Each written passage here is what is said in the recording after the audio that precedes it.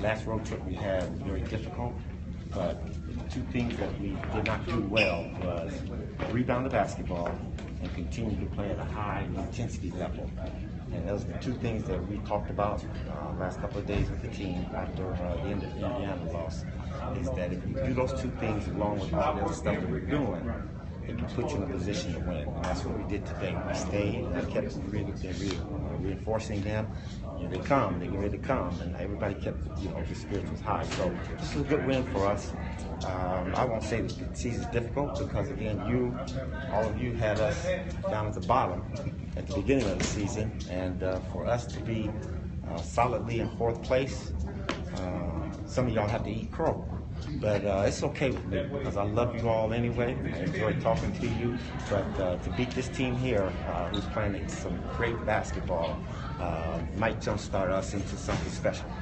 4 players in double digits. How important was it to get the ball, moving around against a team like Illinois? And I was telling my assistant coaches, them, we usually win games when we have plus on the assist and minus on the turnovers. And every game you go back, and we had those kind of numbers, 13 assists, 9 turnovers tonight, we usually win the game because for us, you're going to commit turnovers, and turnovers are part of the game. But it's important that you don't just throw the ball away. We play good defense. You have to pride that possession and go down and get a good shot, if not a score. So that's always important for us to do that. You mentioned those turnovers. You actually got like 23 points off turnovers. How big of a difference did that make? Anytime you can score off your defense is always going to be a plus for us. We've been notorious last 4 or 6 games to where we'll have that drought in third quarter or fourth quarter where we can't score. Well, the defense that you have, it makes it easy on your offense. It's not so much pressure when you can get layups and get transition points. So it's always important. Steals, deflections that we come up with it, 50-50 plays that you come up with those and you turn those into points. Coach, you didn't have your lead scorer from us the entire half. Angel got 3 quick fouls and technical, and everybody else just stepped right up. Well, I've been saying that all since I've been here, is that I've coached some good teams in LA, and Angel, Sancho, and Tiff are the 3 main pieces to what we're trying to get done as a championship. And I think those players have a lot of mileage, and all women in this league, because they go overseas and play, and there's no recovery time for them. But those players are at the position now to where they can't do it both. They can't get you there and get you over the hump.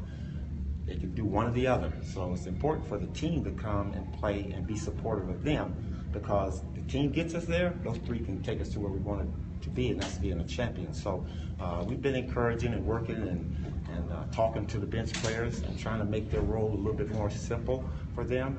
Give them 1 or 2 things that we need for that particular game, or what's going to help them have some consistency so they can get the same type of minutes every game.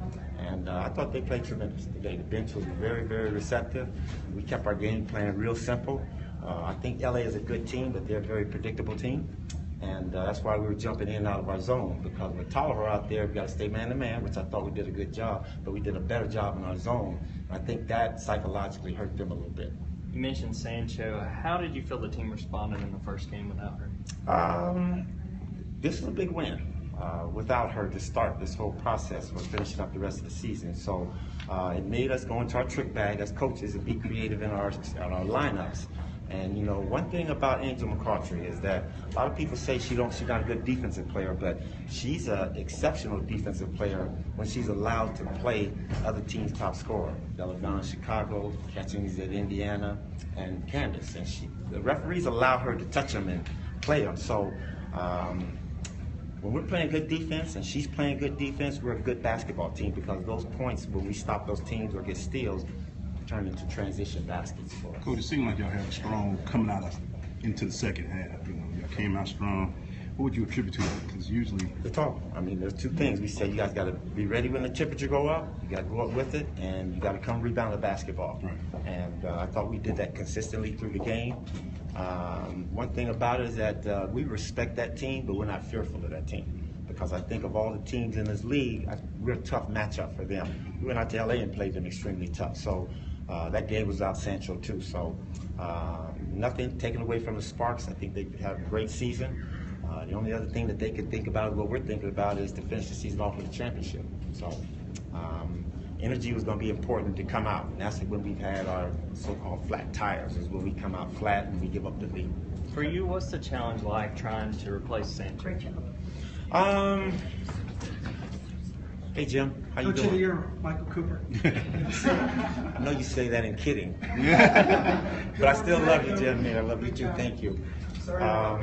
It's going to be difficult, but again, you know, we went out and secured Markeisha Gatling, and I think I really haven't given her the right opportunity. She's still trying to understand our philosophy, what we're doing defensively, pick and rolls. And, we knew she was an offensive force.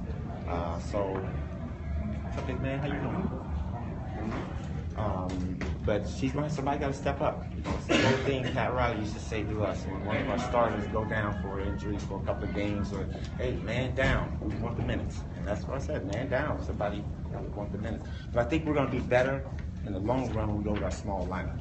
Tonight we saw that Bria kind of filled that. How did you feel like she played? Bria's been coming along great. I think, again, Coach Carr spent a lot of time with her, talking to her, and as a young player, sometimes that's the best thing, is when you can have a coach to sit down with you, talk about things, and show you things. And you know what? The one thing I love about Bria is she makes mistakes, but they're all rookie mistakes that she'll get better from. She's not making silly, weird mistakes. So I thought she played extremely well.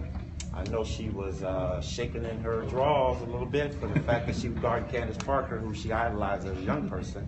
But she came out there and she didn't let that bother her. She came in and hit shots, and I just got a foul on Candace. Coach, at the beginning of the third period, you grabbed Bria and kind of brought her and had a few words to say to her. What were you talking about?